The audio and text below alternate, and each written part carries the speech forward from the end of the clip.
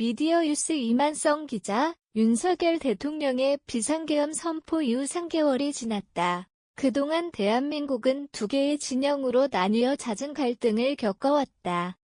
이러한 대립은 단합의 상징인 3.1절에도 그대로 드러났다. 광화문역 바로 옆 광화문 광장에서는 탄핵반대 집회가, 광화문 인근 안국역 근처에서는 탄핵 찬성 집회가 열렸다. 집회 장소가 가까운 만큼 도로 위에서 서로 언성을 높이며 충돌하는 참가자들도 있었다. 이처럼 거리에서는 국민들이 양극화된 채 각기 다른 입장에서 목소리를 내왔고, 정치권에서는 윤석열 대통령의 탄핵 심판 절차가 진행됐다. 탄핵 심판은 국회에서 제출한 탄핵 소추안에 대한 심리로 대통령 측과 국회 측이 각각의 주장을 펼치며 공방을 벌였다. 심리는 헌법재판소에서 총 11차에 걸쳐 진행됐다. 1차 탄핵 심판은 1월 14일 오후 2시에 열렸으나 피청구인인 윤석열 대통령의 불출석으로 단 4분 만에 종료됐다. 2차 탄핵 심판은 1월 16일 같은 시각에 진행됐으며 이날도 윤 대통령은 출석하지 않았다. 주요 증인으로 김용현 전 국방부 장관이 법정에 섰다.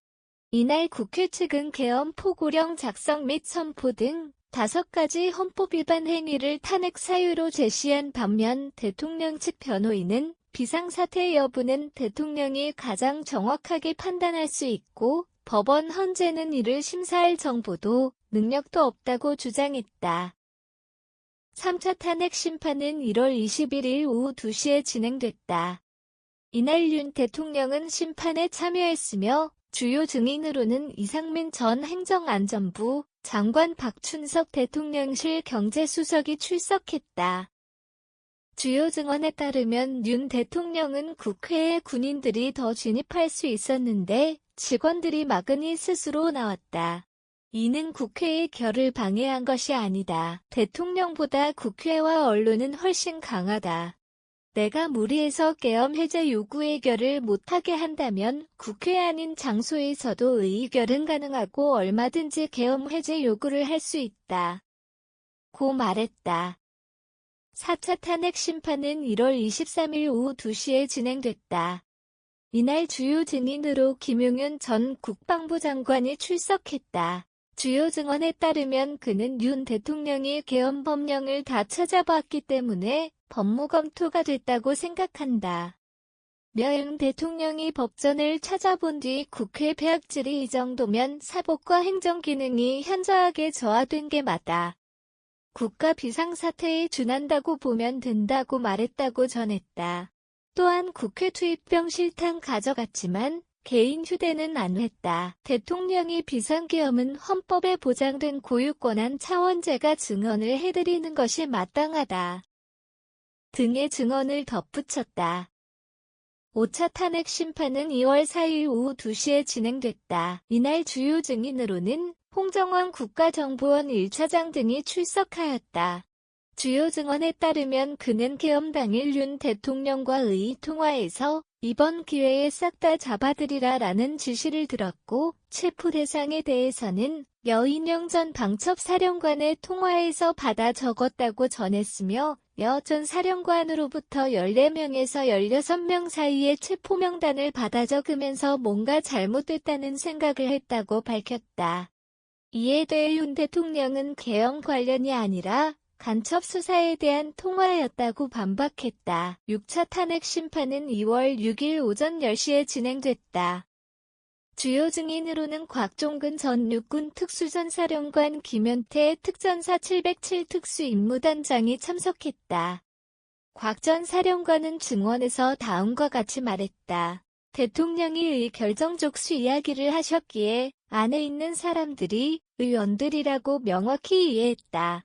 대통령과 김 전 장관으로부터 본회의 장문을 부수고서라도 끌어내라. 대통령의 지시다. 도끼로 문짝을 부숴서라도 끌어내라. 전기를 차단하라는 지시를 받았다. 이 내용은 지휘관들이 참석한 화상회의에서 마이크가 켜진 상태로 전달되어 예하 부대원들도 들을 수 있었다. 7차 탄핵 심판은 2월 11시 오전 10시에 진행됐다. 주요 증인으로는 이상민 전 행안부 장관, 신원식 국가안보실장, 김용빈 중앙선관위 사무총장 등이 출석했다. 주요 증언에 따르면 이상민은 백슬래시 집무실에서 한겨레 등 언론사에 대한 단수 지시 쪽지를 멀리서 봤으나 윤으로부터 관련 지시 받은 적도 없고 소방청장에게 지시 내린 적도 백슬래시며 대통령의 고심에 내가 그렇게까지 고민하지 못한 것이 죄송하고 계엄 선포가 내란위란이 황당하다고 밝혔다.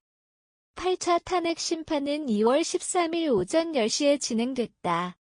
주요 증인으로는 조태용 국정원장, 조정현 수방사제 유경비단장, 김봉식 서울경찰청장이 출석했다. 주요 증언에 따르면 조태용은 백슬래시 선포 전 국무회의에 참석한 국무위원 중 계엄에 찬성을 한 사람은 백슬래시며 백슬래시 육군 참모총장이 계엄사령관으로 임명된다는 말을 듣지 못했고 국무회의 심의도 전혀 백슬래시고 전했다. 조성현은 백슬래시 원을 끌어내라는 명령을 부하들까지 다 백슬래시고 증언했다. 9차 탄핵 심판은 2월 18일 오후 2시에 진행됐다. 주요 증인으로는 한덕수 국무총리 등이 출석했다.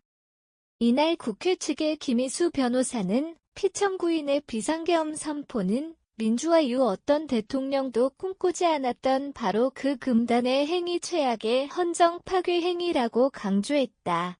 반면 대리인단의 윤곽근 변호사는 국정마비 등 여러 상황을 종합해 대통령이 헌법상 권한으로 비상계엄을 한 것이 독재를 강화하려고 한 것으로 해석되고 그것이 위헌 위법으로 치부되는 것이 안타깝다고 전했다. 10차 탄핵 심판은 2월 20일 오후 2시에 진행됐다. 주요 증인으로는 한덕수 국무총리 등이 출석했다.